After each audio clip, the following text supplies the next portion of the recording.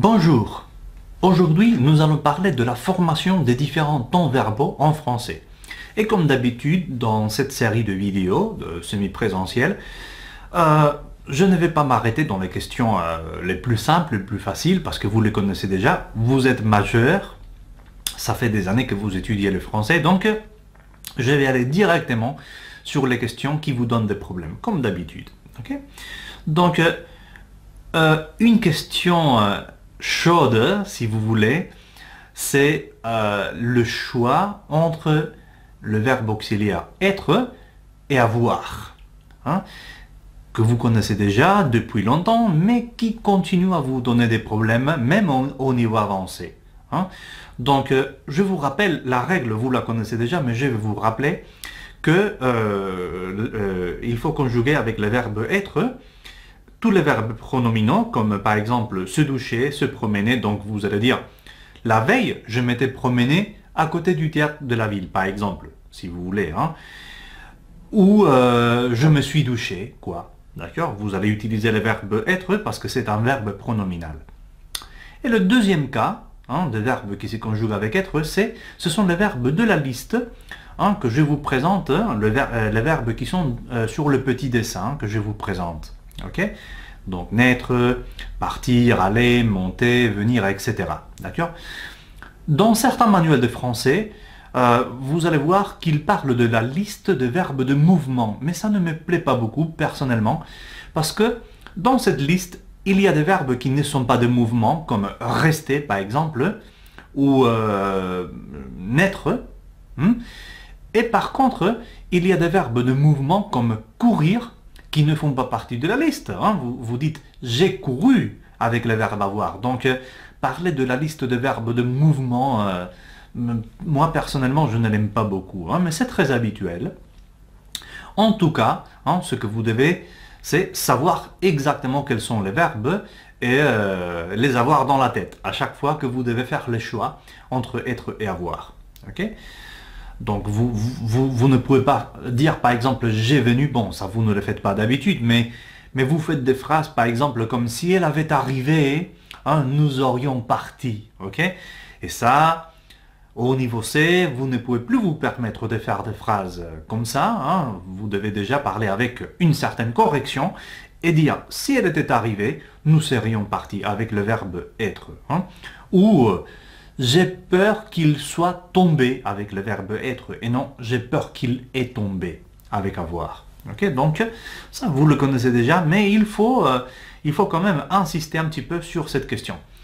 Il y a cependant une petite exception, c'est quand il y a un complément direct après le verbe. Alors là, vous devez le conjuguer avec le verbe avoir.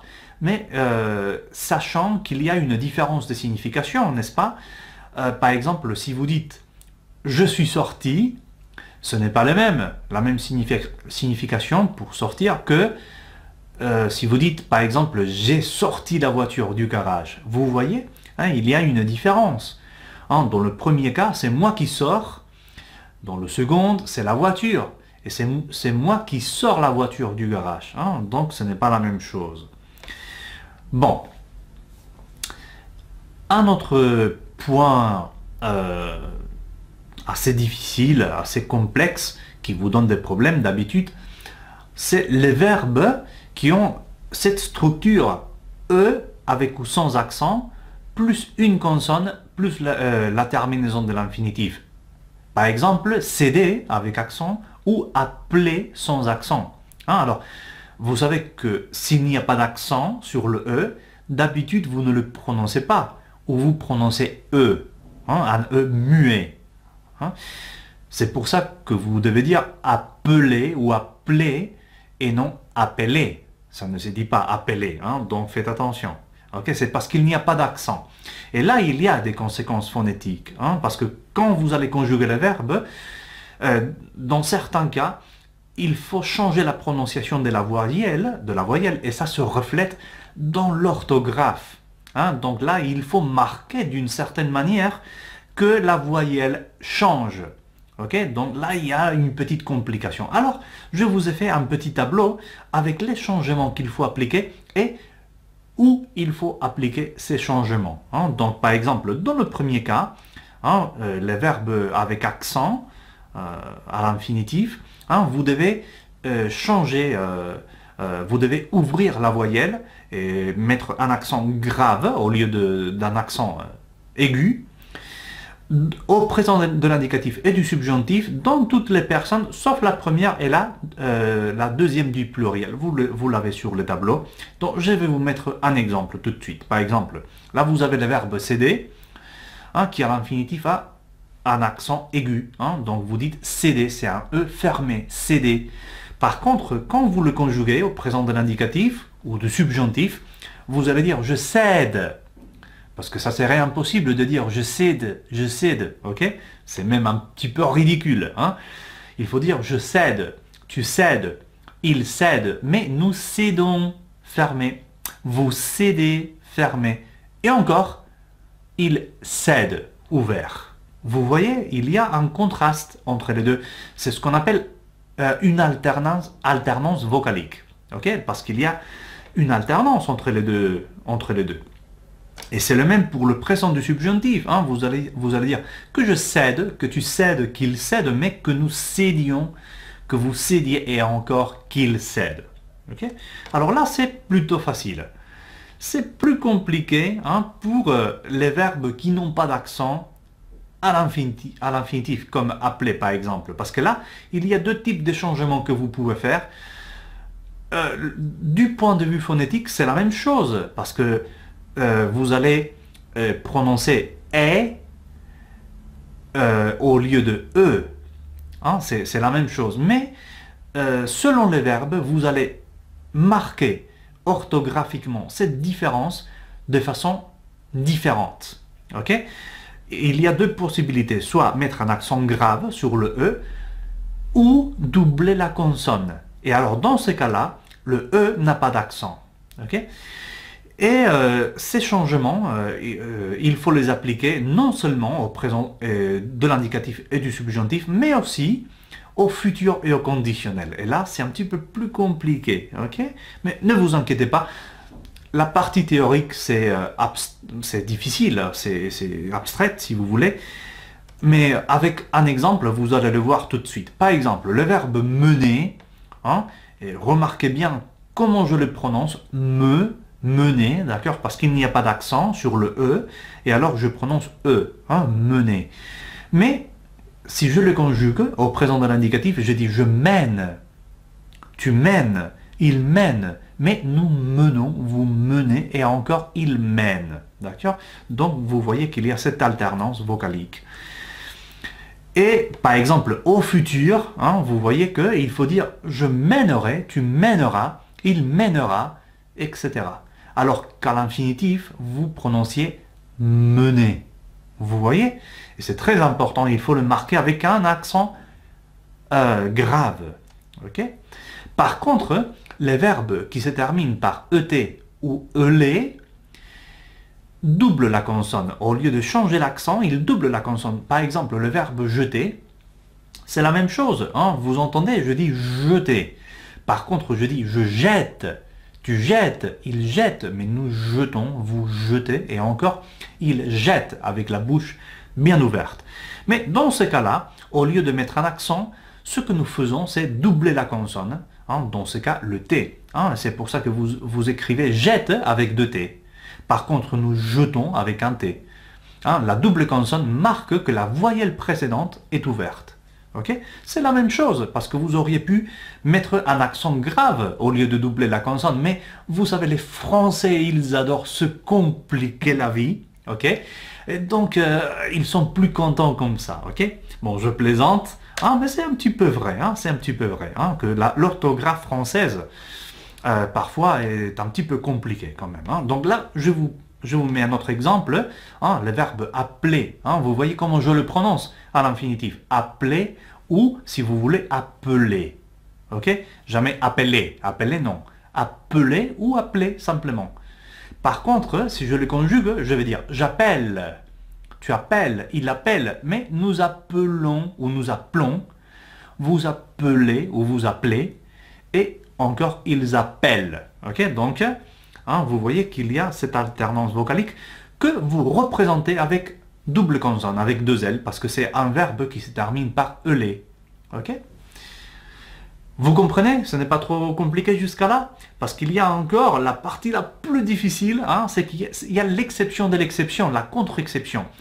C'est certains verbes qui se terminent par ELE ou ET, qui suivent la règle générale et qui par conséquent mettent un accent grave au lieu de doubler la consonne. Je sais que c'est super difficile, super complexe, mais je dis toujours à mes élèves, si cette règle vous est utile, suivez-la. Sinon, vous pouvez l'ignorer. Là, la question d'importance, c'est que vous sachiez bien conjuguer les verbes. Alors, vous pouvez simplement les étudier comme ça, par cœur, au cas par cas. Ou, si vous trouvez que la règle vous est utile, vous pouvez suivre la règle. Ok? Bon, alors, nous allons passer à une autre chose, parce qu'il y a encore quelques petites particularités que je voudrais commenter avec vous, qui ne sont pas tellement compliquées, ne vous inquiétez pas, je vous promets. Alors, par exemple, vous avez les verbes qui se terminent par IER, comme étudier. Alors, parfois, vous conjuguez le verbe étudier comme ça. Vous dites j'étude, j'étude français, j'étude le français. Et ça n'existait pas parce que étude, c'est le substantif. Vous pouvez dire j'ai fait des études de français. Mais vous ne pouvez pas dire j'étude. Vous devez dire plutôt j'étudie. Parce que c'est la base verbale du verbe étudier. J'étudie, tu étudies, il étudie. Okay? Et puis une petite particularité aussi, c'est que quand vous conjuguez le verbe à l'imparfait, vous devez rajouter un i, parce que c'est j'étudie, tu étudies, il étudie, nous étudions.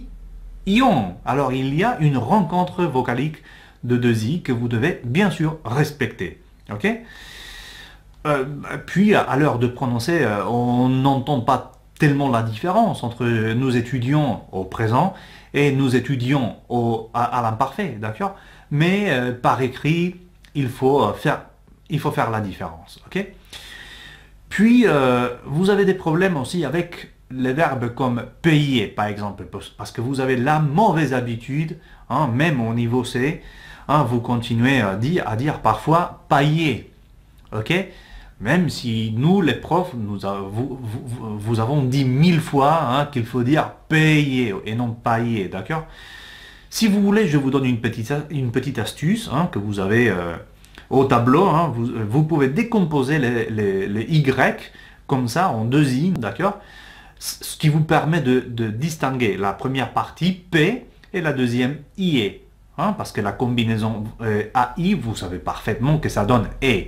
Donc vous allez dire P et après IE. Et après vous pouvez le mettre ensemble et dire payer. Ok? Mais s'il vous plaît, ne dites pas payer. La première année de français, la deuxième année de français, ça passe, mais vous êtes déjà des experts, donc vous ne devez pas dire ça.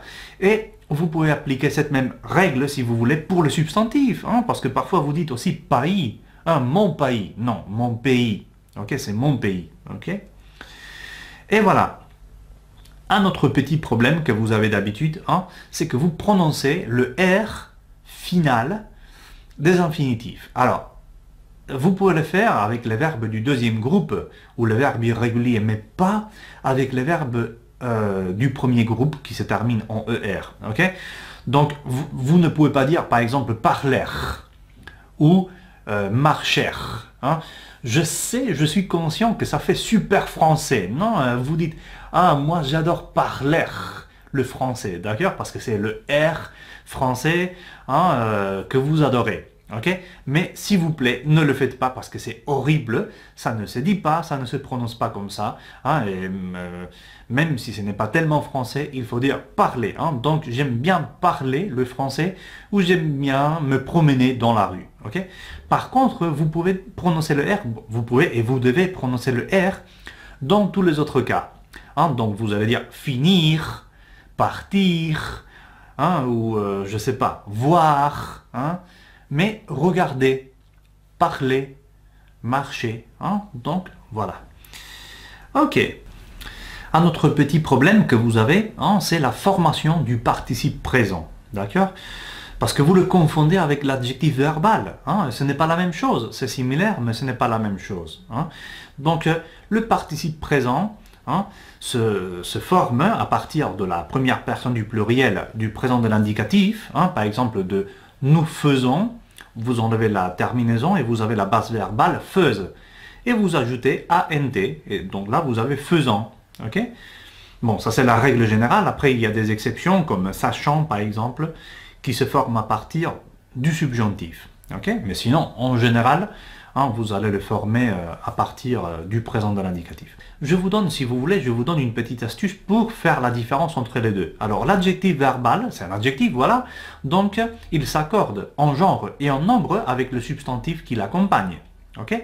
Donc, si vous mettez, par exemple, l'adjectif à la forme féminine, et la phrase est cohérente et possible, alors là, c'est bien un adjectif verbal. Là, vous avez plusieurs exemples. Hein. L'homme précédent a acheté une entrée, ou l'homme précédent, ma mère, dans la queue du théâtre, a acheté une entrée. Okay. Bon, sur Internet, hein, il y a des tas de listes que vous pouvez utiliser pour voir la différence entre les deux. Je vous ai fait une petite sélection pour que vous puissiez vous plonger dans le monde passionnant des adjectifs verbaux et des participes présents. Je vais en mentionner seulement quelques-uns pour que vous puissiez les voir seulement. Hein. Par exemple, adhérer, hein, de adhérer, vous avez le participe présent adhérent ou l'adjectif verbal adhérent. D'accord? Ou par exemple, de différer, vous avez différent ou différent avec A ou avec E respectivement. C'est la même prononciation, mais l'orthographe est différente. Ok? Voilà. Ou par exemple, hein, de, je ne sais pas, de négliger, vous avez négligent avec EA ou négligent sans A. D'accord? Donc, il faut bien distinguer, il faut bien faire la différence entre les deux. Ok? Parce que parfois, ça vous donne des problèmes et ce n'est pas la même chose. Hein. En cas de doute, vous pouvez toujours consulter un dictionnaire. Okay? Ou sinon, vous pouvez utiliser cette petite astuce hein, que je viens de vous donner. Donc, ce sera tout pour aujourd'hui. J'espère que vous aurez bien compris. C'était des questions parfois un petit peu complexes, un petit peu compliquées. Mais sinon, bah, vous pouvez faire les activités proposées ou en chercher d'autres sur Internet. Il y en a plein pour travailler ces questions. Et bon, bah, je vous dis bon courage et à la prochaine.